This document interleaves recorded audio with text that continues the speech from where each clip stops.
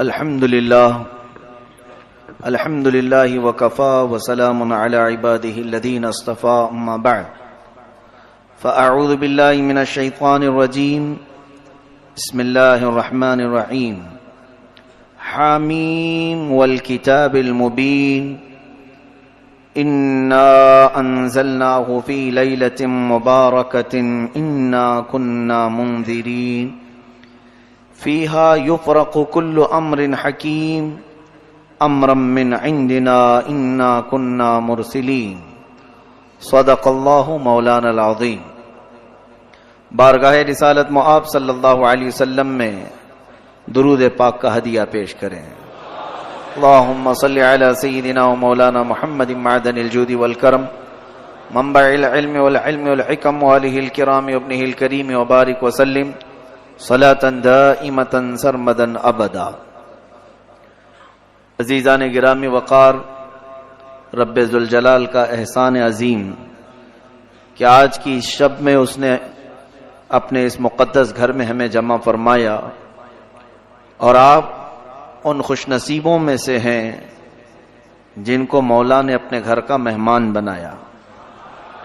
ورنہ رات جاگنے کو بہت سارے لوگ رات جاگتے ہیں، لیکن اس رب ذوالجلال کے گھر میں جاگنا یہ سب کے بس کی بات نہیں۔ رب تبارک و تعالی جس پر فضل کرے، جس پر رحم فرمائے، اور جس کے لیے اپنے گھر کے دروازے کھلے رکھے، وہی اندر بیٹھ سکتا ہے اور وہی اندر آ بھی سکتا ہے۔ اور ایک بات یاد رکھیں کہ اس قدیر و جبار خدا کے گھر میں آپ بیٹھے ہیں، جب تک مولا نہ چاہے دنیا کی کوئی طاقت آپ کو مسجد سے باہر بھی نہیں کر سکتی۔ میرا رب کریم جب تک چاہے گا آپ مسجد میں بیٹھے رہیں گے انشاءاللہ العزیز۔ آج کی شب عبادتوں کے سلسلے میں جیسے مشہور ہے، معروف ہے، ہم عبادت بھی کریں گے، دعا بھی کریں گے، اور خاص طور پر میں بہت زیادہ طویل بیان کرنے کی کوشش نہیں کروں گا۔ آپ حضرات کو عبادتوں کے لیے میں فارغ کرنا چاہوں گا، لیکن شروع میں جن چیزوں کی ضرورت ہے توجہ سے سن لیں۔ پہلی بات تو یہ ہے کہ لوگوں کو شب برات کے معنی نہیں معلوم، یا اگر معلوم ہے تو اس میں کئی لوگ سوال جواب، اعتراض جواب، بلکہ بہت سارے بیچارے آج ہمارے محلوں میں واٹس ایپ کے مناظر بھی موجود ہیں۔ مناظرے، بڑے بڑے مناظرے ہو جاتے ہیں واٹس ایپ کے اندر یا فیس بک کے اندر۔ ایسا لگتا ہے کہ سارے علم کا خزانہ انہی کے پاس آیا ہوا ہے، دو چار کتابوں کا منہ بھی نہیں دیکھا، اور اس کی صحت، روایت، سند کے بارے میں بات چیت کرتے ہیں۔ سب سے پہلی بات میں گزارش یہ کرنا چاہوں گا، علامہ اقبال نے بہت اچھے انداز میں کہا تھا، وہ اندھیرا ہی بھلا تھا کہ قدم راہ پہ تھے۔ وہ اندھیرا ہی بھلا تھا کہ قدم راہ پہ تھے، روشنی لائی ہے منزل سے بہت دور ہمیں۔ کبھی کبھار ہم اس اندھیرے کو یاد کرتے ہیں جب موبائل نہیں تھا، یا پھر سوشل نیٹ ورک کے اتنی تمام خرافات نہیں تھی۔ اگر آ بھی گئی ہیں تو کوئی حرج نہیں، لیکن اس کا اللہ ہمیں صحیح استعمال کی توفیق عطا کرے۔ ورنہ اکثر کو دیکھا گیا ہے کہ اس میں ایسا ڈوبتے چلے جا رہے ہیں کہ انہیں کئی لوگوں کو میں نے گمراہ ہوتے ہوئے بھی دیکھا، بھٹکتے ہوئے بھی دیکھا۔ اس لیے میں گزارش یہ لے کر سب سے پہلے آپ کے سامنے حاضر ہوں، آپ کے لیے اس زمانے میں حلال اور حرام کو معلوم کرنا، فرض اور واجب کو معلوم کرنا اتنا ضروری ہے۔ بس اتنی معلومات حاصل کر لو اور اپنی زندگی گزار لو۔ زیادہ ڈیپ میں جانا اسلام کے اگر شوق ہے تو پھر عالم بن جاؤ، پورا عالم کورس کر لو۔ اگر بہت زیادہ شوق ہے اسلامی معلومات پر ڈسکس کرنے کا، ایک دوسرے سے بات چیت کرنے کا، تو پھر عالم بن جاؤ۔ اور بغیر علم کے جو اسلامی معاملات میں بحث کرتا ہے وہ ظالم بن جاتا ہے۔ وہ دین سے نکل جاتا ہے، اسے اس کا پتہ تک نہیں چلتا۔ آج کچھ لوگ سب سے پہلے شب برات پر اعتراض کر رہے ہیں، اور ہوگا بھی بہت سارے لوگوں کو، اس لیے کہ نوری محفل پہ چادر تنی نور کی، جس کے متعلق کہا گیا کہ نور پھیلا ہوا آج کی رات ہے، وہ تو صرف مدینہ مسجد میں نظر آ رہی ہے، یا تو پھر الحمدللہ جہاں اہل سنت و جماعت ہیں وہاں نوری محفل ہے، اور بہت ساری جگہوں پر آج کالی محفل بھی ہے کہ وہاں پر کوئی چہل پہل تک نہیں، سناٹا نظر آ رہا ہے۔ حتیٰ کہ بڑی عجیب بات ہے کہ آج قبرستان والوں میں بھی محفل ہے۔ آج کی رات تو قبرستان میں بھی چہل پہل ہے، مردے بھی خاموش نہیں ہیں، لیکن دنیا میں رہتے ہوئے کچھ لوگوں کی مسجدیں قبرستان سے بھی بدتر بنی۔ پہلی بات، میں دلیلوں کی طرف آؤں گا کہ شب برات کہاں سے ثابت ہے، قرآن سے ثابت ہے کہ حدیث سے ثابت ہے۔ لوگ ان تمام معاملات پر اتنا ڈسکس کر رہے ہیں، خرافات اور خواہ مخواہ کی ذہنی خلیش میں مبتلا ہیں۔ ان کے لیے میں چند چیزیں لے کر کے آیا ہوں۔ پہلی بات تو یہ ہے، مجھے معلوم ہے، یہ میری فیلڈ نہیں کہ میں ممبر رسول پر بیٹھ کر جب تقریر کرتا ہوں تو میری عادت یہ ہوتی ہے کہ آپ کو جس چیز کی ضرورت ہے وہ ضرورت میں پوری کر کے جاؤں۔ آپ کو جن معاملات کی ضرورت ہے میں وہ دینا چاہتا ہوں گفتگو سے، لیکن کچھ لوگوں کو سند، روایت، ثبوت، پروف کی ضرورت پڑتی ہے، تو در حقیقت یہ جگہ نہیں ہے وہ تمام چیزیں پیش کرنے کی۔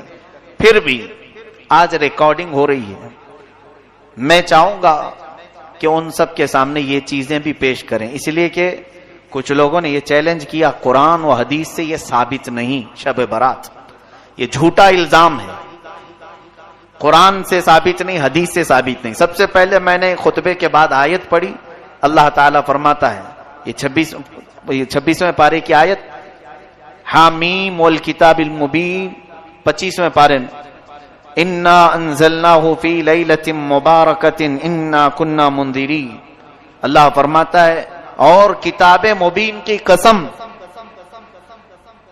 اللہ تعالیٰ نے قرآن عظیم کی قسم یاد فرمائی، اس کے بعد فرماتا ہے کہ ہم نے اس کو مبارک رات میں نازل فرمایا۔ اس کے متعلق دو قول ہیں، مفسرین فرماتے ہیں لیلۃ مبارکہ جو قرآن میں لفظ آیا ہے اس سے مراد شب قدر بھی ہے، اور بعض مفسرین فرماتے ہیں اس سے مراد شب برات بھی ہے، کیونکہ آگے کی آیت میں رب تعالیٰ فرماتا ہے فیہا یفرق کل امر حکیم، اس رات میں ہر حکمت والے معاملے کی تقسیم ہوتی ہے۔ رب تبارک و تعالیٰ اپنی جانب سے جو معاملات تقسیم فرماتا ہے وہ آج کی رات یہ ہو گئی قرآن پاک سے۔ میں نے آیت تلاوت کی ہے، جسے چاہیے وہ بعد میں ریکارڈنگ سے حاصل کر لے۔ اب شعبان کی اس 15ویں شب کا اہتمام کرنا، پہلی بات ثبوت کی طرف بعد میں چلتے ہیں۔ اپنے دل سے پوچھو کہ یہاں کون سا غلط کام ہو رہا ہے؟ کیا تمہارا ضمیر اس بات کو گوارا کرتا ہے کہ تمہاری اس پوری محفل کو کوئی یہ کہے یہ گندی محفل ہے؟ معاذ اللہ رب العالمین، مسجد میں بیٹھنا، اللہ تعالی کا ذکر سننا، یا پھر عبادت کے لیے رات جاگنا، ذکر کرنا، تسبیح کرنا، چھوڑو کسی بھی ثبوت اور سند کے بغیر تم اپنے دل سے پوچھو کیا یہ غلط راستہ ہو سکتا ہے؟ مسجد میں ڈھول بج رہے ہیں، یہاں باجے بج رہے ہیں، یا یہاں پر کوئی جوا کھیل رہا ہے، کوئی حرام کاری ہو رہی ہے، یا تو میرے مولا کو یاد کیا جا رہا ہے، رسول کریم صلی اللہ علیہ وسلم کی شان بیان کی جا رہی۔ تو حدیث پاک میں تو یہ ہے، اللہ کے نبی صلی اللہ علیہ وسلم فرماتے عند ذکر الصالحین تنزل الرحمہ، جب اللہ کے نیک بندوں کا ذکر ہوتا ہے تو رحمتیں اترتی ہیں۔ نیک بندوں کا ذکر ہوتا ہے، صالحین کا، تو جو نیکوں کا امام محمد الرسول اللہ صلی اللہ علیہ وسلم کا ذکر جس محفل میں ہو رہا ہو تو کیا وہ محفل رحمتوں سے جھما جھم نہیں برس رہی ہوتی؟ سب سے پہلی چیز تو یہ ہے کہ عقلی دلیل ہے میں نے آپ کو سوچنے کی دعوت دی ہے. میں ان لوگوں کے لیے میسج دینا چاہوں گا جن کو ثبوت کی ضرورت ہے, پروف کی ضرورت ہے. آؤ سنو, سیدہ عائشہ صدیقہ رضی اللہ تعالیٰ عنہ فرماتی ہیں, بخاری شریف کی حدیث ہے, مسلم شریف کی حدیث ہے, مشکات شریف کی حدیث ہے, جلد نمبر 1 صفحہ نمبر 441. حضرت عائشہ صدیقہ رضی اللہ تعالیٰ عنہ اس کی راوی ہیں. فرماتی ہیں کہ میں نے آقا و مولا صلی اللہ علیہ وسلم کو ماہ رمضان کے علاوہ ماہ شعبان سے زیادہ کسی مہینے میں روزے رکھتے نہیں دیکھا. حضور اکرم صلی اللہ علیہ وسلم شعبان کے کبھی کبھار اکثر روزے رکھا کرتے تھے یا پھر پورے مہینے کے روزہ رکھا کرتے تھے. اس سے تو ثابت ہوا کہ شب برات شعبان میں ہو رہی ہے یا پھر رمضان میں ہو رہی ہے. شب برات کے روزے کے بارے میں لوگوں نے پوچھا, کہاں سے ثابت ہے؟ بخاری شریف پڑھو, ماں عائشہ صدیقہ فرماتی ہیں حضور 15 شعبان کیا پورے شعبان کا ہی روزہ رکھتے تھے. دوسری حدیث ہے, حضرت عائشہ صدیقہ رضی اللہ تعالیٰ عنہ فرماتی ہیں کہ نبی کریم صلی اللہ علیہ وسلم چند دن کو چھوڑ کر پورے ماہ شعبان کے روزے رکھتے تھے. پھر فرماتے شعبان میرا مہینہ ہے اور رمضان میری امت کا مہینہ ہے. تو حضور اکرم صلی اللہ علیہ وسلم روزے کا اہتمام فرماتے تھے. اور پھر یہ حضور کا ارشاد, جن لوگوں کی روحیں قبض کرنی ہوتی ہیں ان کے ناموں کی فہرست ماہ شعبان میں ملک الموت کو دی جاتی ہے. حدیث پاک یہ بھی اللہ کے حبیب صلی اللہ علیہ وسلم فرماتے ہیں, یہ بھی بخاری شریف اور مسلم شریف کی حدیث میں تلاوت کر رہا ہوں, آپ کے سامنے ترجمہ میں پڑھ رہا ہوں. اس لیے مجھے یہ بات پسند ہے کہ میرا نام اس وقت فہرست میں لکھا جائے جبکہ میں روزے کی حالت میں ہوں. نبی کونین صلی اللہ علیہ وسلم فرماتے ہیں 15ویں شب کو, یعنی جو شب آج یہاں بیٹھے آپ, سال بھر جتنے مرنے والے ہیں ان کے ناموں کی فہرست ملک الموت کو دی جاتی ہے. اگلے سال تک اتنے لوگوں کی روحیں تمہیں قبض کرنا ہے.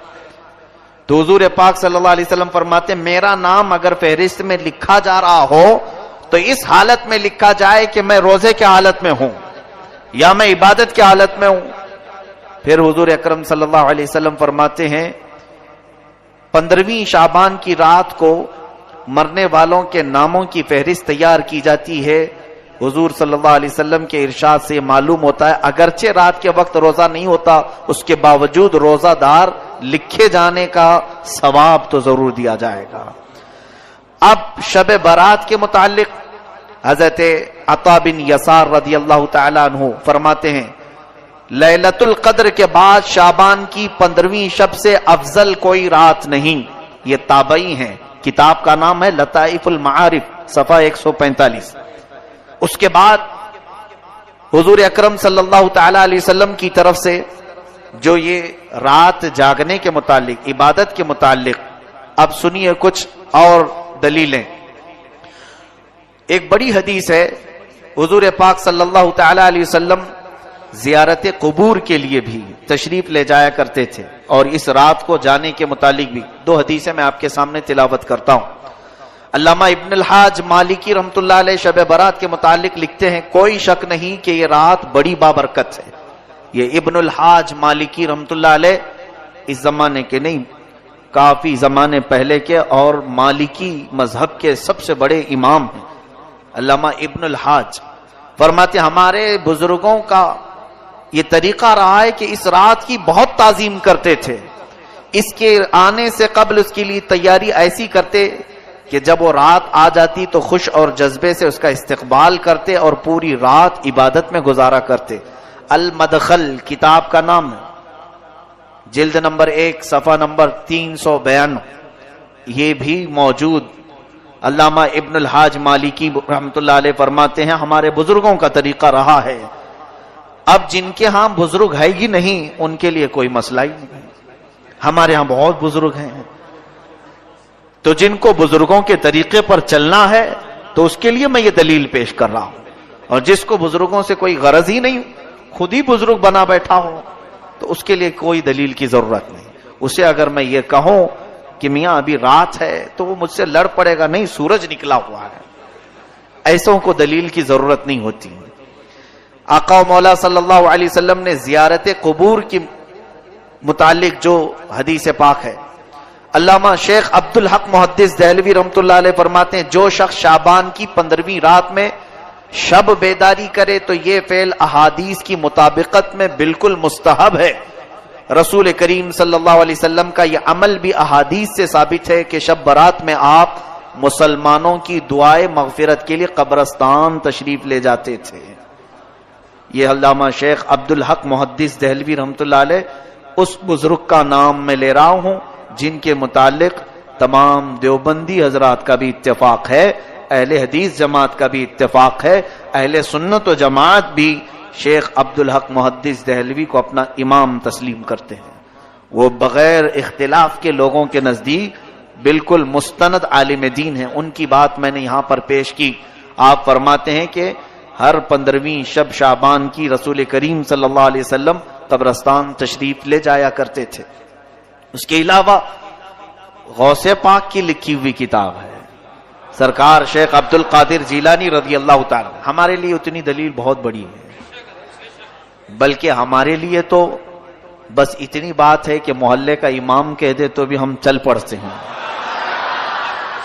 لیکن بہرحال لوگوں کو قائل کرنے کے لیے بڑے بزرگوں کی بات پیش کرنی ہوتی ہے۔ سنیں، غنیت الطالبین صفحہ نمبر 250 حضرت حسن بصری رضی اللہ تعالی عنہ کا ایک واقعہ نقل کرتے ہوئے فرماتے ہیں جب آپ شب برات میں گھر سے باہر تشریف لائے تو آپ کا چہرہ یوں دکھائی دیتا تھا جس طرح کسی کو قبر میں دفن کرنے کے بعد باہر نکالا گیا ہو۔ آپ سے اس کا سبب پوچھا گیا تو آپ نے فرمایا خدا کی قسم میری مثال ایسی ہے جیسے کسی کی کشتی سمندر میں ٹوٹ چکی ہو اور وہ ڈوب رہا ہو اور بچنے کی کوئی امید نہ ہو۔ پوچھا گیا آپ کی ایسی حالت کیوں ہے؟ فرمایا میرے گناہ یقینی ہیں لیکن اپنی نیکیوں کے متعلق میں نہیں جانتا کہ وہ مجھ سے قبول کی جائیں گی یا پھر رد کر دی جائیں گی۔ یہ علامہ امام حسن بصری رضی اللہ تعالی مشہور تابعی فرماتے ہیں شب برات کو آپ اتنا خوف سے باہر گھر سے نکلتے تھے ایسا لگتا تھا جیسے کسی قبر سے مردے کو اٹھایا گیا ہے۔ آپ سے پوچھا جاتا تھا کہ آپ کی حالت ایسی کیوں ہے؟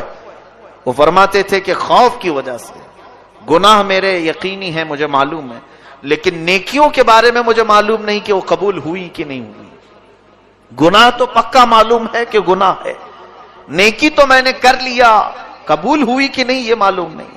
اس خوف سے آج کی رات میں کانپ جایا کرتا ہوں کہ آج رب تعالیٰ کے ہاں سے احکام نازل ہوتے ہیں۔ یہ غنیت الطالبین سرکار غوث العظم دستگیر رضی اللہ تعالیٰ عنہ کی لکھی ہوئی کتاب میں ہے۔ اب قرآن پاک کے بعد بزرگوں کے بعد علامہ قرطبی رحمۃ اللہ علیہ کی تفسیر مشکات شریف کی حدیث جلد نمبر 1 صفحہ نمبر 277۔ بعض لوگوں کو یہ عادت ہے جھوٹے جھوٹے اس طرح سے بیان کرتے ہیں۔ بہت سارے لوگ انٹرنیٹ کے مبلغ یا پھر واٹس ایپ اور فیس بک کے بڑے چیٹر لوگوں کو ایسا بیوقوف بناتے ہیں۔ میں آپ کو جو چیز پیش کر رہا ہوں وہ اوتھینٹک ہے، مجھ سے سوال کر سکتے ہیں آپ بعد میں بھی۔ مشکات شریف حدیث کی بڑی کتاب ہے، اس کی پہلی جلد صفحہ نمبر 277۔ حضرت عطا بن یسار رضی اللہ تعالیٰ فرماتے ہیں شعبان کی 15ویں رات میں اللہ تعالیٰ ملک الموت کو ایک فہرست دے کر حکم فرماتا ہے جن جن لوگوں کے نام اس میں لکھے ہیں ان کی روحوں کو آئندہ سال تک مقررہ وقتوں پر قبض کر لو۔ تو اس شب میں لوگوں کے حالات یہ ہوتے ہیں کہ کوئی باغیچے میں درخت لگانے کی فکر کر رہا ہے، کوئی شادی کی تیاریوں میں مصروف ہوتا ہے، کوئی کوٹھی بنگلہ بنوا رہا ہوتا ہے، حالانکہ ان کے نام مردوں کی فہرست میں لکھے جا چکے ہوتے ہیں۔ یہ حدیث کا ترجمہ میں نے پڑھا ہے، مشکات شریف کی حدیث۔ اس کے بعد مصنف عبد الرزاق، یہ بھی کتاب حدیث کی ہے، جلد نمبر 4 صفحہ نمبر 317، یہ حدیث کی کتاب ہے۔ فرماتے ہیں حضرت اس کے بعد اور ایک کتاب الجامع لاحکام القرآن شعب الایمان للبیہقی، امام بیہقی رحمۃ اللہ تعالی علیہ کی کتاب، حدیث کی بہت مشہور و معروف کتاب، تقریباً 12 جلدوں پر ایک کتاب ہے۔ شاید یہاں بہت سارے لوگ دیکھے بھی نہیں ہوں گے اس کتاب کو، بڑی کتاب ہے امام بیہقی کی شعب الایمان، اس میں فرماتے ہیں حضرت عثمان بن محمد رضی اللہ عنہ سے مروی ہے، سرکار مدینہ صلی اللہ علیہ وسلم نے فرمایا ایک شعبان سے دوسرے شعبان تک لوگوں کی زندگی منقطع کرنے کا وقت اس رات میں لکھا جاتا ہے، یہاں تک کہ انسان شادی بیاہ کرتا ہے اور اس کے بچے پیدا ہوتے ہیں، حالانکہ اس کا نام مردوں کی فہرست میں لکھا جا چکا ہوتا ہے۔ شعبان کے متعلق اتنی حدیثیں ہیں کہ بیان کروں تو ابھی صبح ہو جائے۔ ابھی سنیں اور تھوڑی بات، یہ مغفرت کی رات ہے۔ شب برات کی خصوصیت کے متعلق حضرت عائشہ صدیقہ رضی اللہ تعالی عنہ سے ایک روایت فرماتی ہیں 15ویں شب شعبان کی میں رات کو بیدار ہوئی تو دیکھا حضور صلی اللہ علیہ وسلم نہیں تھے میرے حجرے میں، میں ڈھونڈتی ہوئی باہر نکل آئی تو دیکھا کہ حضور پاک صلی اللہ علیہ وسلم جنت البقیع میں ہے، قبرستان، تو جنت البقیع قبرستان سے باہر نکل رہے تھے، تو حضرت عائشہ ڈھونڈتی ہوئی وہاں تک پہنچی، رسول کریم صلی اللہ تعالی علیہ وسلم سے آپ نے پوچھا کہ آقا و مولا اس وقت آپ کا یہاں آنا؟ حضور کرم صلی اللہ علیہ وسلم نے حضرت عائشہ سے کہا تم اتنی گھبراتی کیوں ہو؟ کیا تمہیں اس بات کا ڈر ہے کہ اللہ اور اس کے رسول تمہارے ساتھ کوئی خلاف فیصلہ کریں گے؟ تو حضرت عائشہ صدیقہ فرماتی نہیں، میں یہ دیکھنے آئی تھی کہ کہیں آپ دوسری اہلیہ محترمہ کے پاس آرام فرما ہوں گے۔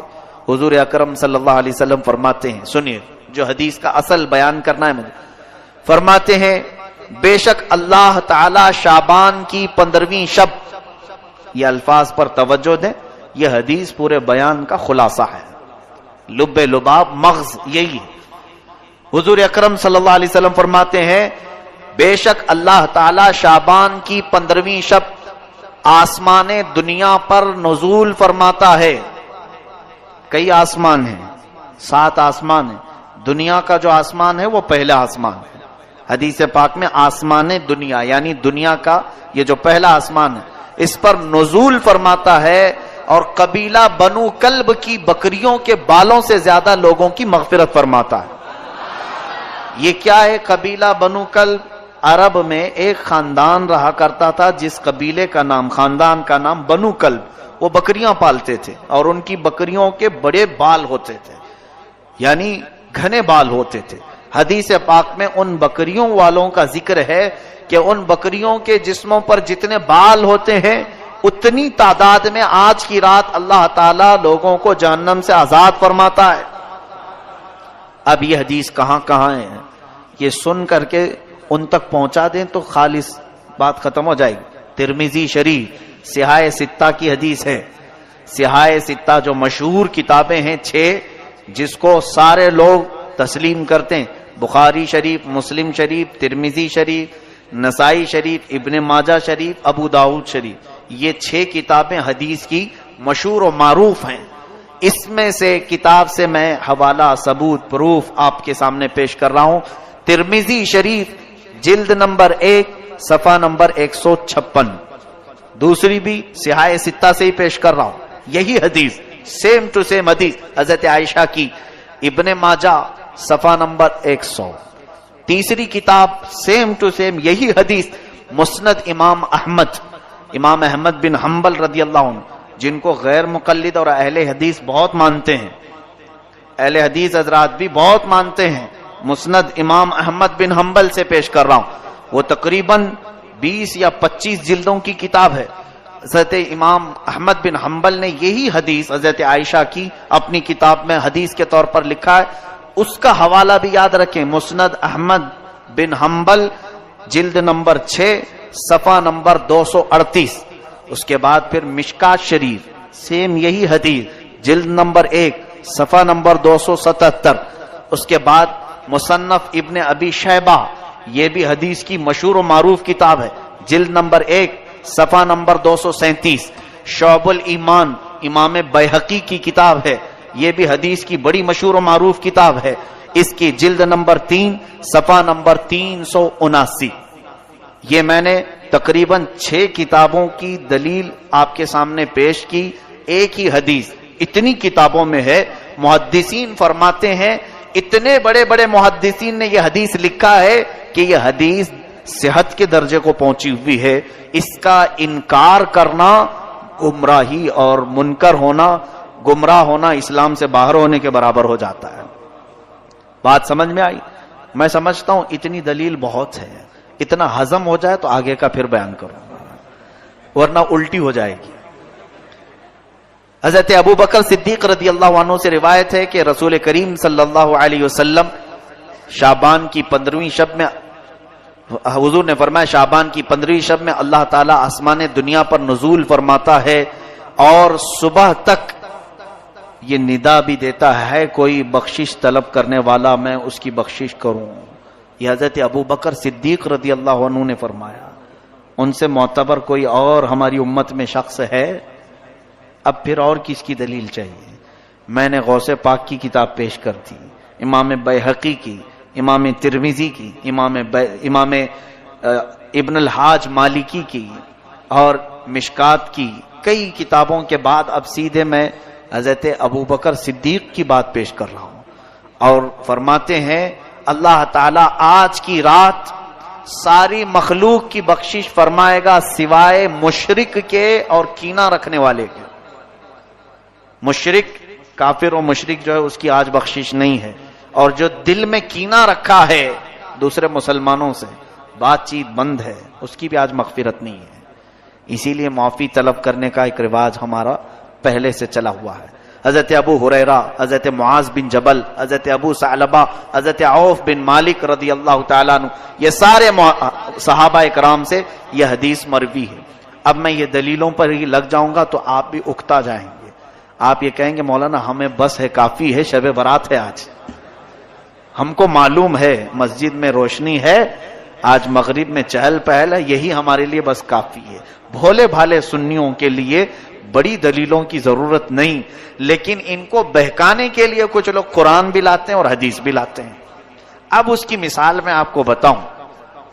ایک موٹی سی کتاب میں یہاں سامنے رکھوں اور کہوں دیکھو بھائی بخاری شریف میں ہے، آپ مانو گے کہ نہیں مانو گے؟ حالانکہ وہ بخاری شریف نے بہار شریعت لے کے بیٹھا ہوں، میں اردو کی ایک بہار شریعت لے کے بیٹھا ہوں. اور اگر آپ کو کہوں، آپ کو ایسا لگے گا ہاں مولانا ہے، پڑھے لکھے ہیں، بخاری، ارے بھائی موٹی کتاب ان کے سامنے رکھی ہوئی تھی، تو آپ نے کبھی بخاری شریف کا دیکھا نہیں یا اس کو کھول کر پڑھا نہیں. اور اگر دیکھ بھی لو تو عربی آتی نہیں، تو سمجھ لو ایسے بہت سارے لوگ صرف یہ بڑے بڑے ناموں سے دھمکا دیتے ہیں، ڈرا دیتے ہیں، اور پھر یہ کہتے ہیں کہ قرآن میں نہیں ہے، حدیث میں نہیں ہے، یہ تمام چیزیں. اب میں نے جو پیش کیا یہ کہاں ہے؟ پھر یہ بھی تو حدیث پاک میں ہے. یہ چیزیں قوم کے سامنے وہ کیوں نہیں پیش کرتے؟ یہاں پتہ چلتا ہے کہ کہیں نہ کہیں ان کے دل میں حسد ہے، کینہ ہے، اور قوم کو گمراہ کرنے کے لیے صحیح امانتیں قوم تک پیش نہیں کرتے. ان کا حال یہ ہے. اللہ تعالیٰ نے قرآن میں فرمایا ہے کہ افتؤمنون، یعنی ان کے متعلق یہ فرمایا تکتمون الحق، تم حق کو چھپاتے ہو اور باطل کو باہر نکال کر کے بتاتے ہو. یہ یہودیوں کی عادت تھی، بہت ساری چیزیں چھپا دینا اور پھر اس میں سے توڑ مروڑ کر کے لوگوں کو بیان کرنا. بہرحال آپ سب کو علم حاصل کرنے کی ضرورت ہے تاکہ آپ گمراہوں کے ہاتھ میں پڑھ کر گمراہ نہ ہو جائیں. بتاؤ آج ان گمراہوں کے کہنے پر کئی لوگ نہیں منا رہے ہوں گے شب برات، ہمارا کیا جا رہا ہے، ہمارا کیا نقصان ہے؟ انہوں نے اپنا نقصان کر لیا کہ آج وہ عبادت نہیں کر رہے ہیں، آج وہ مسجدوں میں نہیں آ رہے ہیں. مجھے بتاؤ کیا مسجد میں آنا گناہ کا کام ہے؟ عبادت کرنا گناہ کا کام ہے؟ کیا یہاں پر چلو کچھ بھی نہیں کیا، مسجد میں بیٹھا بیان سنا، یہ تو بیان ان کے ہاں بھی ہوتے ہیں، کیا نہیں ہوتے؟ بہت سارے بیان ہوتے ہیں. تو بیان کی فضیلت بھی انہی سے جا کر کے سنو، ان کے ہاں کتنی فضیلت ہے، ایک بیان میں بیٹھنے کا کتنا ثواب ہے. تو صرف اگر بیان میں بیٹھنے کا ثواب بھی معلوم کر لیتے تو آ جاتے. خواہ مخواہ مخالفت کرنا اچھی بات نہیں. بہرحال میں اب تھوڑی سی چیزیں آپ کے لیے شب برات کے متعلق عرض کروں. ہاں ایک اور سوال ہمارے پاس آیا ہے. ایک تو جنہوں نے یہ سوال کیا تھا میں سمجھتا ہوں کہ ان کو اطمینان ہو گیا ہوگا شب برات کہاں سے ثابت ہے، ریکارڈ ہے، پھر سے وہ کتابوں کے حوالے یاد کر لو، جلد نمبر، صفحہ نمبر سب، اور پیش کر دیں. دوسری چیز، یہ معافی مانگنے کا کیا طریقہ ہے؟ واٹس ایپ بھرا ہوا ہے معافی نامے سے، قطار لگی ہوئی ہے 3 دنوں سے، میرے اگلی پچھلی تمام چیزیں معاف کرو معاف کرو معاف کرو۔ اچھا کام ہے، یعنی معافی طلب کرنے کا یہ طریقہ اختیار کیا گیا، جس کو دیکھو اور بیچارہ لکھتا بھی نہیں، کاپی پیسٹ ادھر سے اٹھائے ادھر کر دے، لکھنے کی بھی کسی کے اندر اتنی ہمت بھی نہیں ہے۔ ذرا آپ اس کے متعلق سوچو، صحیح ہے ہمارے بزرگوں کا یہ طریقہ رہا، حدیث پاک ابھی میں نے سنایا، جس کے دل میں کینہ ہو آج اس کی مغفرت نہیں ہوگی۔ کینہ کہتے ہیں مسلمانوں سے قطع تعلق کرنا۔ مسلمانوں میں بہت سارے ایسے ہیں جو اپنے رشتوں کو چھوڑ کر بیٹھے ہوئے ہیں، بھائی بہن سے بات نہیں کر رہا ہے، بہت تو ایسے ہیں ماں بیٹوں میں بات چیت بند ہے۔ معاذ اللہ رب العالمین، حدیث پاک میں ہے جس نے دنیا میں صلہ رحمی رشتے کو قطع کیا، کٹ کیا، قیامت کے دن اسے کاٹ کر دوزخ میں ڈال دیا جائے گا۔ صلہ رحمی کو قطع کرنے والا، حضور نے یہ بھی فرمایا جس نے 3 دن سے زیادہ اپنے بھائی سے ترک تعلق کیا وہ میری امت میں سے نہیں ہے۔ یہ بڑی وعیدیں ہیں، اس لیے بزرگوں نے ایک طریقہ اپنایا تھا، آج کی رات جو کچھ بھی ہوا پچھلا سب بھول جاؤ، معافی طلب کرنے کے لیے ہم رب کے حضور آتے ہیں مغفرت کے لیے، لیکن اگر ہمارے پاس 2 چیزیں ہیں، نمبر 1 شرک اگر کیا ہو تو بخشش کی سوال ہی نہیں، دوسری چیز اگر کینہ ہے دل میں دوسرے کے متعلق، اپنے بھائیوں کے متعلق، تو بھی بخشش کی یہاں پر ممانعت کر دی گئی، مغفرت نہیں ہوگی۔ تو بزرگوں نے یہ عادت ڈالی تھی امت مسلمہ کو کہ یہ شب برات آنے سے پہلے پہلے اپنے دل کے کینوں کو صاف کر لو، معافی طلب کر کے صاف ستھرے ہو جاؤ، تاکہ آج بٹنے والی مغفرت تمہیں بھی مل جائے۔ آج رب تبارک و تعالیٰ کے ہاں جب اعلان ہو رہے ہو ناموں کا کہ فلاں جہنم سے آزاد ہے، فلاں آزاد ہے، فلاں آزاد ہے، تو ہو سکتا ہے ہمارا بھی نام اس فہرست میں شامل ہو جائے۔ یہ 2 چیزوں سے ہم کو آزاد ہو کر کے مسجد میں آنا تھا، لیکن اس کا یہ طریقہ اپنائیں گے کہ جس کو سوشل میڈیا میں نے دیکھا لکھا ہوا بھی آ رہا ہے، ریکارڈ بھی آ رہا ہے، ویڈیو بھی آ رہے ہیں، ساری طریقے ان لوگوں نے بنا کر رکھے ہیں، پورا کا پورا بازار گرم ہے۔ واٹس ایپ میں معافی مانگنے سے کون سی معافی ہے، بلکہ دل کرتا بھی نہیں ہے۔ ایسے ایک گروپ کے ساتھ سارے لوگوں کو ٹک کیا اور بھیج دیا ایک ساتھ، اسے معلوم بھی نہیں کتنوں کے پاس گیا ہے۔ معافی طلب کرنے کا یہ طریقہ ہے۔ معافی کیوں طلب کی جاتی ہے یہ آپ کو اچھی طرح سے معلوم ہے، کس کا دل آپ نے دکھایا ہے۔ اگر ایسا ہی ہوتا تو بزرگان دین یہ فرماتے کہ جاؤ ایک چٹھی میں لکھ کر کے چوک پر لگا دو کہ جس کو بھی میرے سے تکلیف ہو مجھے معاف کرتا ہوا جائے۔ ایسا بھی تو ہو سکتا تھا، باہر سرکل پہ چوک پہ ایک چٹھی میں لکھ کر کے لگا دیتے، میں نے جس کا بھی دل دکھایا ہو مجھے معاف کر کے چلا جائے۔ یہ معافی طلب کرنے کا طریقہ نہیں ہے۔ بذات خود اس سے معافی طلب کریں جس کے ساتھ آپ کا معاملہ ہوا ہے، اس کے پاس جائیں، یہاں پر نفس جانے نہیں دے گا۔ یہی بات تو ہے۔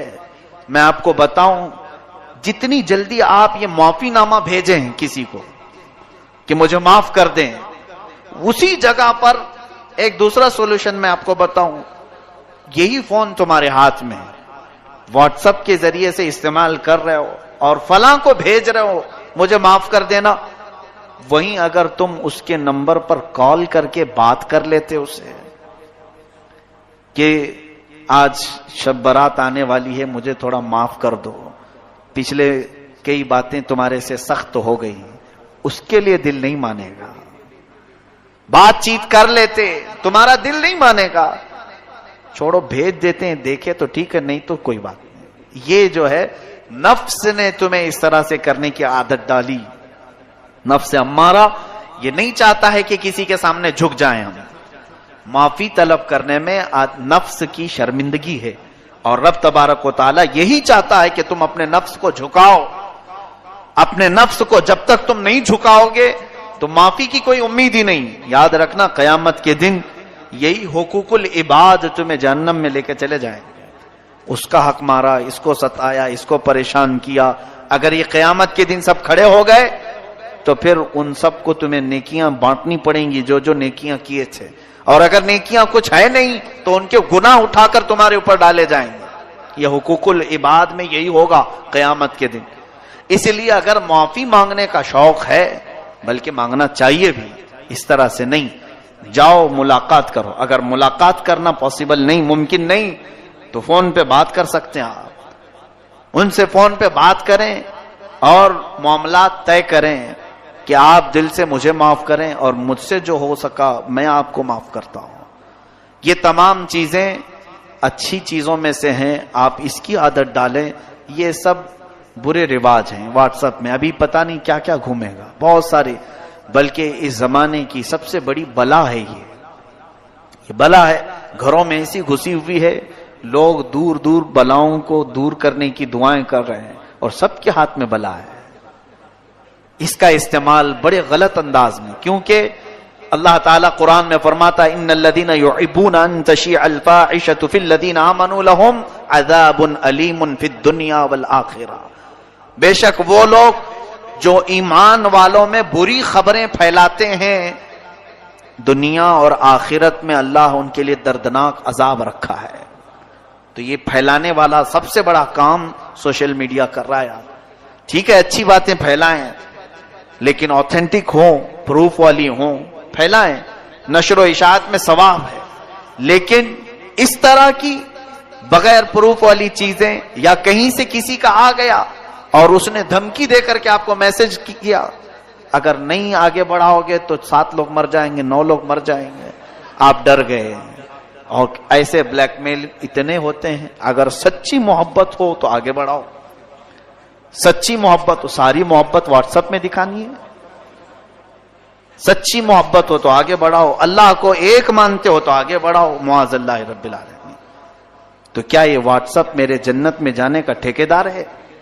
اس کو میں کیوں بتاؤں کہ میں اللہ کو ایک مانتا ہوں یا نہیں مانتا ہوں؟ میرا مولا جانتا ہے، ہم جس کے لیے ایمان لائے ہیں وہ رب جلیل بہتر جانتا ہے۔ ہم نبی کونین صلی اللہ علیہ وسلم سے محبت کرتے ہیں، اس کے متعلق کوئی بھی اس طرح سے ٹارچر نہ کرے ایک دوسرے کو، ایسے جو بھی میسج آئیں اس کو آگے نہ بڑھاؤں، ورنہ گناہ میں برابر کے شریک آپ بھی ہوں گے۔ آپ نے میسج لکھا نہیں لیکن دوسرے کا آیا ہوا بڑھا دیا تو پکڑ تو آپ کی بھی ہوگی قیامت کے دن، کیونکہ برائی پھیلانے میں آپ نے جو تعاون کیا۔ اللہ تعالیٰ ان تمام بری بلاؤں سے ہماری حفاظت فرمائے۔ عزیزان گرامی وقار، شب برات میں آج رزق کی تقسیم ہوتی ہے۔ ہمارے ناموں کے متعلق آج فرشتوں کو یہ بتایا جاتا ہے کہ فلاں بن فلاں اس سال یہ معاملات کرے گا، اس کے حصے میں اتنا رزق دیا جائے گا، اور پھر پتہ نہیں ہمارا نام مرنے والوں میں بھی لکھا جا سکتا ہے۔ آج ہمارے سال کی ایک کتاب بند ہو گئی، یہ رب ذوالجلال کی بارگاہ میں پیش ہو گئی کہ پچھلے سال اس بندے نے یہ سارے کام کیے ہیں۔ آپ کو بھی معلوم ہے، مجھے بھی معلوم ہے میں نے کیا کیا کیے، آپ نے کیا کیا کیے۔ اب آج کی رات صرف یہ احساس بھی ہو کہ بارگاہ الہی میں میری کتاب پیش ہوئی ہے پچھلے سال کی، میں نے کیا کیا کیا تھا سب فرشتوں نے بتا دیا۔ ویسے رب کو بتانے کی ضرورت بھی نہیں، مگر مولا فرشتوں کو گواہ بناتا ہے، تم بھی بتاؤ کہ فلاں فلاں بندے نے کیا کیا کیا ہے پچھلے سال کا، سب انہوں نے پیش کر دیا۔ اب رب تبارک و تعالیٰ کا حکم نازل ہو رہا ہوگا کہ یہ بندہ جس نے پچھلے سال یہ تمام کام کیے، اب اگلے سال اس کے یہ معاملات ہیں، اس کے لیے اتنا رزق لکھو، اس کے لیے اتنی برکت لکھو، اور اس کو ذلیلوں میں لکھو، اس کو عزت والوں میں لکھو، اور اس کو زندہ رہنے والوں میں لکھو، اس کو بیمار لکھو، اور اس کے بعد اس کو مرنے والوں میں لکھو۔ یہ تمام معاملات آج رب ذوالجلال فرشتوں کو بتا رہا ہوگا۔ قدیر و جبار خدا کے فیصلے نازل ہوتے ہیں اور فرشتے لے کر کل سے پھر ایکٹیو ہیں، وہ اپنی ڈیوٹی پر مامور ہیں۔ ہمیں یہ معلوم نہیں کہ ہمارا نام کن چیزوں میں لکھا گیا ہے۔ آج کی شب ہمیں برکت والوں میں نام ہمارا آیا ہے، بیماروں میں آیا ہے، یا پھر صحت مندوں میں آیا ہے، نیکیوں میں رہنے والوں میں ہمارا نام شامل کیا گیا ہے یا نہیں، ہم میں سے کسی کو اس بات کا علم نہیں۔ اور جب معلوم نہ ہو کر کے ہمارے اندر اکڑ اتنی ہے، ہم غرور اور تکبر کے ساتھ زمین پر ایسے چلتے ہیں جیسے لگتا ہے کہ جنت ہمارے لیے واجب ہوگی. جنت تو ہماری ہی ہے. میرے عزیزو، خوف کرو بارگاہ رب العزت کے فیصلوں سے.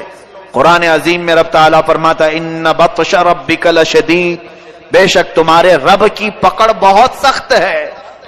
اور اس کی پکڑ جب سخت ہوتی ہے تو سب سے بڑی پکڑ تو یہ ہے کہ وہ ایمان چھین لیتا ہے. جس سے وہ ایمان ختم کر دے اس کے لیے سب سے بڑا عذاب ہے اللہ کا. ایمان کی دولت کسی سے چلی گئی تو خدا کا سب سے بڑا عذاب اس پر آیا ہے. رب تبارک و تعالیٰ اسے ہمیشہ کے لیے دوزخ لکھ دیتا ہے. حدیث پاک میں ہے شب برات ہو کہ شب قدر ہو یا پھر مرنے سے پہلے بھی ہو، مشرک اگر ہوا، کافر اگر ہوا، ایمان نکل گیا تو اس کی بخشش تو ہو ہی نہیں سکے گی، بلکہ قیامت کے دن ان کے متعلق فرمایا گیا. سنو، جن کی کفر پر موت ہوئی، جو کافر مرے دنیا میں، قیامت کے دن حساب کتاب کے بعد دوزخ میں ڈالے جائیں گے. دوزخ میں ڈالنے کے بعد دوزخ کی ہولناکیاں جب انہیں نیچے طبقے میں لے جائیں گی، ہر طرح کے عذابات کا سامنا ہوگا. اتنے سخت عذاب. اللہ اکبر. دوزخ کا سب سے ہلکا عذاب کیا ہے؟ حدیث پاک میں حضور پاک صلی اللہ علیہ وسلم ارشاد فرماتے ہیں آگ کی جوتیاں پہنائی جائیں گی، انگار کے جوتے پہنائے جائیں گے، جس کی وجہ سے اس کا بھیجا پک کر کے ابل رہا ہوگا. یہ دوزخ کا ہلکا عذاب ہے. منیمم کسی کو اگر دیا جائے تو یہ ہلکا ہے. پھر جس کے لیے اللہ نے فرمایا عذاب علیم، عذاب عظیم، دردناک عذاب، بڑا عذاب، وہ مولا ہی جانتا ہے کہ کیسے کیسے عذاب دوزخ میں. سنو، جس کی کفر پر موت ہوئی دوزخ میں ڈالے جائیں گے. جو دوزخ کا دربان ہے، فرشتہ حضرت مالک رضی اللہ تعالی، حضرت مالک یہ فرشتے ہیں علیہ السلام، وہ دربانے دوزخ ہیں، دروازے پر ہوں گے، یا جتنے دوزخی ہیں چیختے رہیں گے. چیخ لگاتے ہیں، اتنا پکارتے ہیں کہ ہماری طرف توجہ کرو، ہماری طرف توجہ کرو. تو پھر ان کی پکار اتنی بلند ہوتی ہے کہ پورے دوزخ میں آوازیں دہلتی رہتی ہیں. اس کے بعد مالک دوزخ یعنی دربان دوزخ حضرت مالک ایک بار بھی ان کی طرف نہیں دیکھتے. حدیث پاک میں 1000 سال گزر جائیں گے. 1000 سال کے بعد دربان دوزخ ان کی طرف دیکھتے ہیں. کیا بات ہے، کیوں چلا رہے ہو تم لوگ؟ 1000 سال کے بعد تب اہل دوزخ کہتے ہیں اے مالک، اے دربان دوزخ، ہم رب ذوالجلال سے بات کرنا چاہتے ہیں، ہمارے معاملے میں کچھ سفارش کرو. رب تبارک و تعالیٰ سے ہم کچھ کلام کرنا چاہیں گے کہ وہ ہمیں یہاں سے نکالے. حضرت مالک کہتے ہیں ٹھیک ہے، تمہاری بات میں مولا تک پہنچا دوں گا، رب تعالیٰ تک پہنچا دوں گا. تو اس کے بعد حدیث پاک میں پھر 1000 سال گزر جاتے ہیں. حضرت مالک کی طرف سے کوئی جواب نہیں آیا. دوزخیوں کی طرف دوبارہ وہ توجہ کرتے ہیں، کیا بات ہے؟ تو دوزخیوں نے کہا کہ اے مالک، ہم رب سے بات کرنا چاہتے ہیں. حضرت مالک کہتے ہیں میری اب تک رسائی نہیں ہوئی، میں تمہارا عریضہ پیش کروں گا رب تعالیٰ کے. یہاں تک کہ تیسرا 1000 سال گزر جاتا ہے. یہ دوزخ میں جلتے رہیں گے، اسی طرح عذاب میں مبتلا رہیں گے.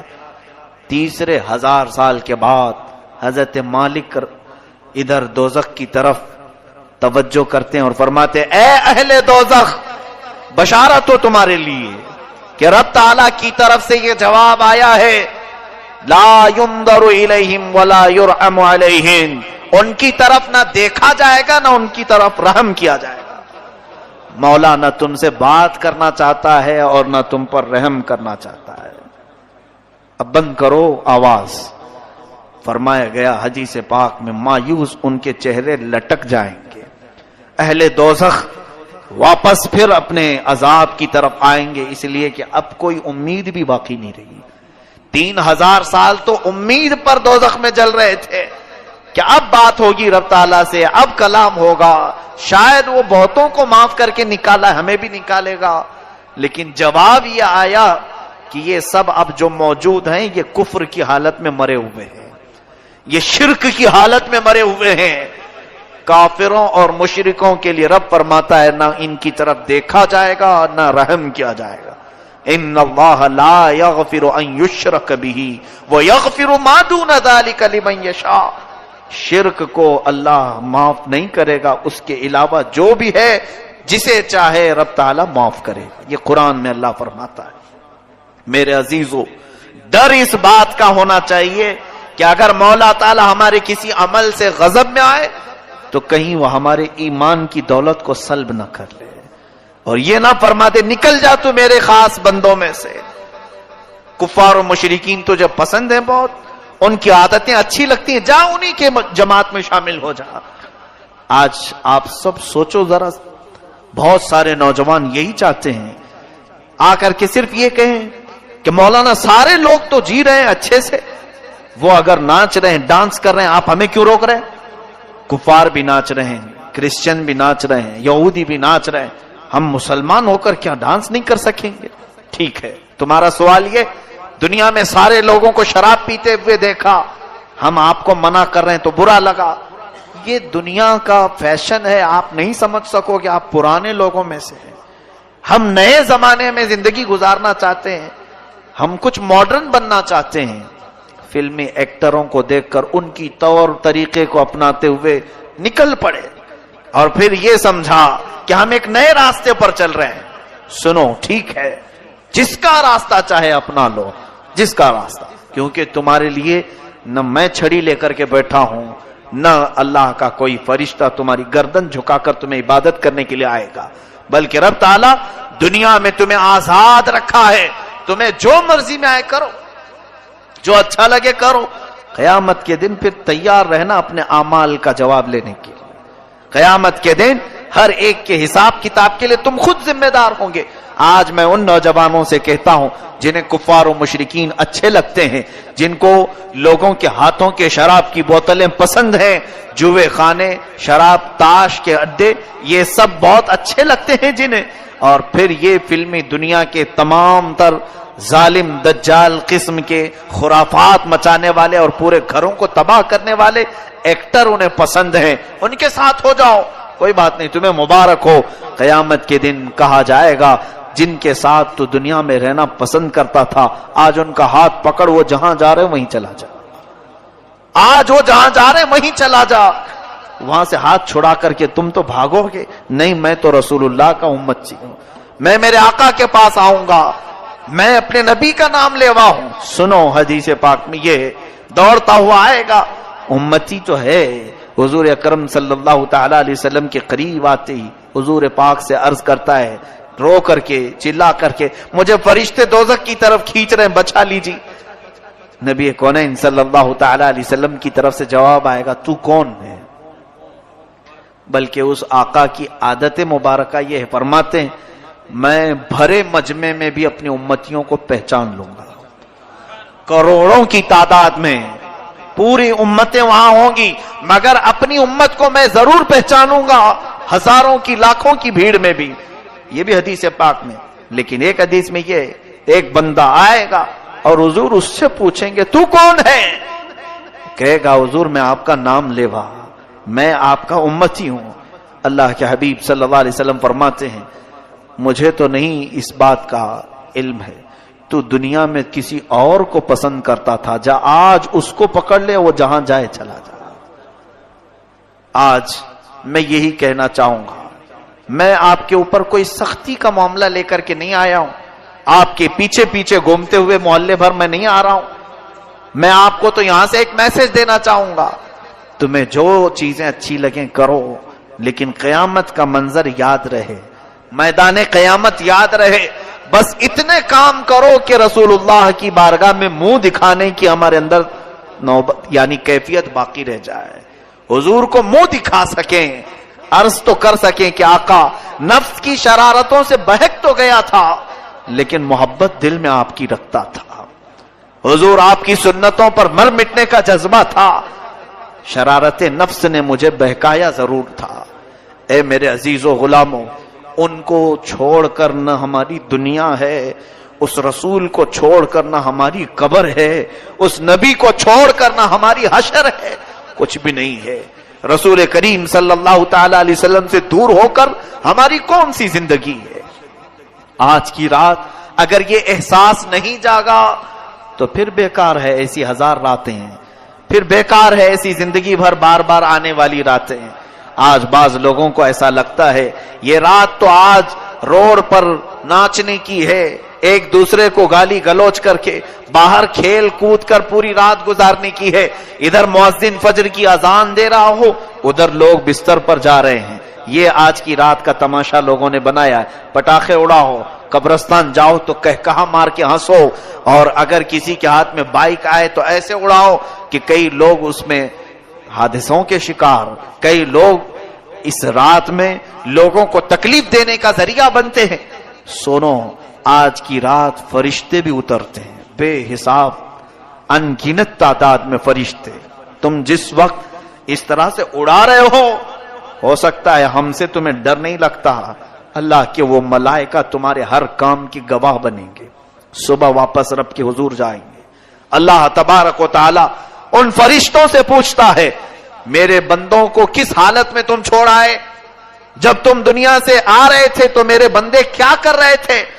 فرشتے سچ سچ بتائیں گے، اے رب ذوالجلال فلاں بندہ تیرا بے حیائی کر رہا تھا، فلاں بندہ آج مسجدوں سے تیرے ذکر کی آوازیں آ رہی تھی، لیکن فلاں بندہ وہاں پر اپنی گاڑیوں میں اچھل کود مچا رہا تھا، بے حیائی، خرافات اور فحاشی اور اپنے برے اعمال سے لوگوں کو ایذا پہنچا رہا تھا۔ یہ ملائکہ رب تعالیٰ کے حضور پیش کریں گے، اور رب تعالیٰ کی طرف سے جو جلال نازل ہوگا اس کے ذمہ دار آپ ہیں۔ ارے میاں، نئی سال کی نئی شروعات ہو رہی ہوتی ہے، ایک سال ہماری زندگی کا ختم ہوا اور یہاں سے نیا سال شروع ہو رہا ہے۔ اب یہاں اپنی قسمت میں آج کیا لکھا گیا ہے کسی کو معلوم نہیں ہے نا۔ آج رب تبارک و تعالیٰ کیا لکھ رہا ہے فرشتوں کو ہمارے بارے میں بتاتا ہوں، ہم کو معلوم نہیں لیکن ہم احساس کر سکتے ہیں۔ کیسے؟ میں فجر کی نماز میں حاضر ہوا، میں بارگاہ الہی میں شکر بجا لاؤں گا کہ مولا میرے اس سال کی پہلی نماز تو نے لکھ دی ہے، اور جو سویا اور جو بھاگا وہ خود پہچان لے کہ کل کی رات میری کتاب میں بے حیائی لکھ دی گئی ہے، محرومی لکھ دی گئی ہے، اسی لیے مجھے مسجد سے باہر کیا گیا۔ میں بیٹھا تو تھا، مجھے مسجد میں رب تعالیٰ نے صبح نہیں بلایا، اس کا مطلب ہے کل کی کتاب میں مجھے محروم لکھا گیا ہے۔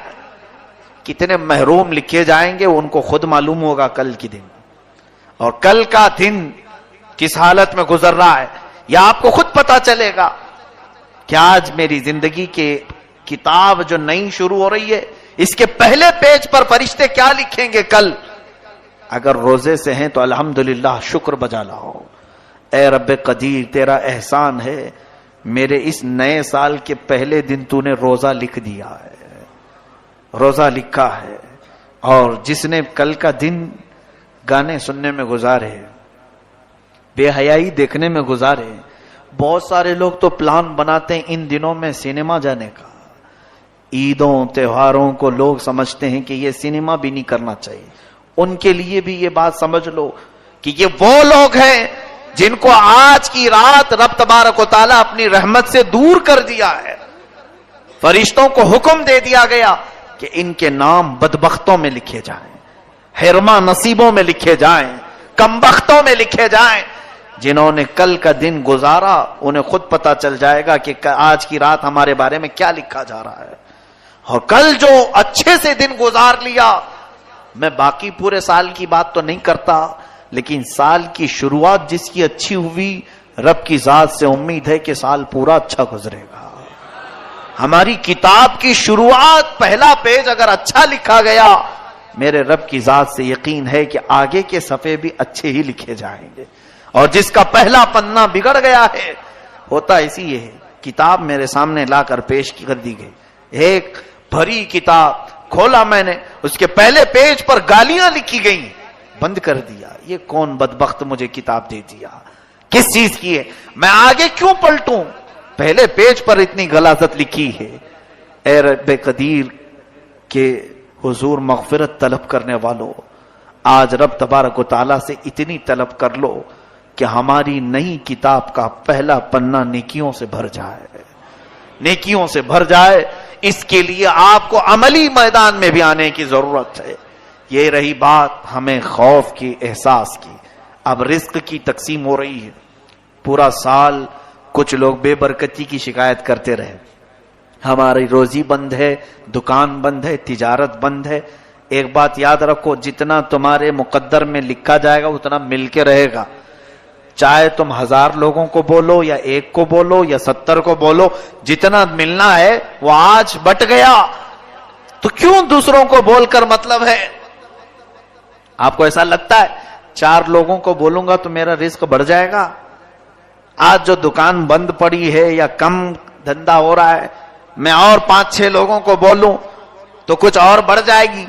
تمہارے حصے میں جو لکھا گیا آج کی رات وہ اگلے سال تک تمہیں مل کر رہے گا. لو لگاؤ اور اس رب ذوالجلال کی طرف. ملے تو اس کا شکر ہے، نہ ملے تو اس کے دربار میں دعا ہے. لوگوں سے ہمیں کچھ بھی نہیں ہوگا. ما یفتح اللہ للناس من رحمت فلا ممسک لہ وما یمسک فلا مرسل لہ من بعد. اللہ فرماتا ہے اللہ نے جن انسانوں کے لیے اپنی رحمت کے دروازے کھول دیے اسے کوئی بند نہیں کر سکتا. وما یمسک فلا مرسل لہ. اللہ فرماتا ہے اور جس کے لیے رب نے بند کر دیا کوئی نہیں کھولے گا. چاہے کوئی بابا ہو، کوئی کسی طرح کا عامل ہو، کسی کی بند روزی کو اگر رب نے بند کر دیا تو کوئی نہیں کھولے گا. یہ یقین رکھ کر کے چلو، ہمارے حصے میں آج جو رزق بٹ رہا ہے وہ ہمیں اتنا مل کر رہے گا. لوگوں سے شکایت نہ کریں. حضرت موسیٰ کلیم اللہ علیہ الصلوۃ والتسلیم کے زمانے میں ایک معاملہ ایسا پیش آیا تھا کہ ایک فیملی کو، ایک خاندان کو آپ نے دیکھا، شوہر، بیوی اور ایک بچہ. بہت غریب تھے، صرف کپڑے آدھے پہنے ہوئے تھے، ایک چادر تھی ان کے پاس، تینوں اوڑے ہوئے تھے. حضرت موسیٰ علیہ السلام کا گزر ہو رہا تھا تو وہ رو رہے تھے. پوچھا کیوں رو رہے ہو؟ کہا ہم بہت غریب ہیں، محتاج ہیں، مفلس ہیں، دعا کرتے ہیں. حضرت موسیٰ علیہ السلام نے دعا کے لیے ہاتھ اٹھائے. رب تبارک و تعالیٰ فرماتا ہے اے موسیٰ ان کے حق میں یہی بہتر ہے. وہ کھا پی رہے ہیں، زیادہ مالدار ہونے کی وہ دعا کروا رہے تھے کہ کچھ اچھا مال مل جائے، ہم بھی بڑے گھر میں جئیں. سب کے لیے عبرت ہے اس میں. رب تعالیٰ نے فرمایا اے موسیٰ ان کے لیے وہ زندگی بہتر ہے. تو وہ بندوں کو حضرت موسیٰ علیہ السلام نے کہا کہ رب کا یہ حکم ہے کہ تم اسی پر گزارا کرو. وہ تینوں کہتے ہیں برسوں سے گزارا کر رہے ہیں، ہم نے آپ سے ریکویسٹ کی تھی آپ کچھ دلا دیں گے. تو حضرت موسیٰ علیہ السلام پھر رب تعالیٰ کے حضور گڑ گڑانے لگے اے مولا تو اپنے فضل سے کچھ تو عطا کر دے، کچھ زیادہ دے دے. تیرا محبوب نبی عرض کر رہا ہے. رب تعالیٰ نے فرمایا اے موسیٰ جاؤ، ٹھیک تمہارے کہنے پر میں انہیں عطا کروں گا. جاؤ ان سے کہہ دو تینوں کو میں نے ایک ایک مرتبہ مانگنے کی اجازت دی. وہ جو مانگیں گے ایک مرتبہ وہ دے دوں گا. ایک ایک دعا تینوں کو دی گئی، آپشن. یعنی اللہ تعالیٰ نے سیدھے من و سلوہ نہیں اتارا، تینوں کے لیے کپڑے نہیں اتارا، بلکہ آپشن دے دیا کہ جو مانگنا ہے ایک بار میں مانگ لو. مرد کو ایک بار کی دعا، عورت کو ایک بار کی دعا، بچے کو ایک بار کی دعا. ایک ایک چانس ہے تینوں کو، جو مانگنا ہے مانگ لو. یہ میرے مولا کی حکمت ہے، رب تبارک و تعالیٰ کی حکمت ہے. حضرت موسیٰ علیہ السلام نے کہا کہ تمہیں تو بہت بڑی چیز مل گئی. یعنی اگر کسی کو یہ کہہ دیا جائے تو سیدھے بادشاہت بھی مانگ سکتا ہے، مجھے اتنے ملکوں کا بادشاہ بنا دے. رب کا وعدہ ہے جو مانگو گے دے دوں گا. اس کی طرف سے آئی بات. تو اللہ تعالیٰ کی طرف سے جب یہ بات آئی، حضرت موسیٰ علیہ السلام نے کہا بہت بڑی چیز تمہیں دیا ہے رب نے. کوئی سامان نہیں دیا بلکہ آپشن دے دیا، جو چاہو مانگ سکتے ہو. تو بڑے خوش ہوئے. حضرت موسیٰ علیہ السلام وہاں سے نکل گئے. عورت جو اس میں تھی ادھیڑ عمر کی تھی، اس نے سب سے پہلے یہ سوچا کہ ہم تینوں کھڑے ہو کر کے دعا مانگیں گے آپس میں. شوہر یہ کہا کہ میں غسل کر کے آتا ہوں. ایک ندی کے کنارے یہ لوگ کھڑے تھے. میں غسل کر کے آتا ہوں, جب تک تم یہاں کھڑی رہو, نہا دھو کر کے اچھی ایک ایک دعا کریں. ایک گھر مانگے گا, ایک مال مانگے, اور ایک سواریاں مانگے, سب کچھ آ جائے گا. تو تینوں کا فیصلہ ہوا. وہ نہانے کے لیے چلا گیا. عورت کو صبر کہاں, اور عورت کی ایک عادت یہ ہے, وہ چھوٹا بننے کی بہت کوشش کرتی ہے. عورتوں کی ایک فطرت ہے, بڑی سی بڑی عورت کو بھی اگر چھوٹی کہہ دو تو بہت خوش ہو جاتی ہے. یہ عادتیں ہیں. اب وہ بیچاری صبر نہ کھائی. اسی وقت اس کے پاس جو ایک آپشن تھا, اس نے کہا بیٹا اور اس کا باپ مل کر کے جو مانگنا ہے مانگ لیں گے, میں اپنا آپشن مانگ ہی لیتی ہوں. اے اللہ مجھے ایک حسین و جمیل چھوٹی عمر کی لڑکی بنا دے. دعا قبول ہو گئی. وہ بہت حسین و جمیل بن گئی, خوبصورت اتنی شہزادی, نوجوان, اور چہرہ چمک رہا تھا. اس کی خواہش پوری ہو گئی. بے صبراپن ہوتا ہے جب مل جائے تو مانگ لیا اس نے. اتفاق ایسا کہ ایک بادشاہ کا شہزادہ شکار پر ادھر آیا ہوا تھا. واپسی پر اس نے دیکھا بہت حسین و جمیل دوشیزہ ہمارے اس احاطے میں آئی کہاں سے. اس نے زبردستی اس خاتون کو اٹھوا لیا. وہ حالانکہ بھاگنے کا ارادہ نہیں کی, اپنے شوہر کے ساتھ رہنا تھا اسے, لیکن شہزادے کی بری نظر کی شکار ہو گئی. سپاہیوں نے اس خاتون کو اٹھایا زبردستی. بہت خوبصورت لڑکی بنی تھی, اپنی دعا سے مانگ لیا تھا. تو شہزادے نے اسے گھوڑے کے پیچھے باندھ دیا اور اپنے محل کی طرف لے چلا. ادھر بیچارہ شوہر نہا کر کے واپس آیا. پوچھا بیٹے سے, اماں کہاں گئی؟ کہا وہ اس نے دعا کر لی تھی خوبصورت بن جاؤں, وہ بن گئی.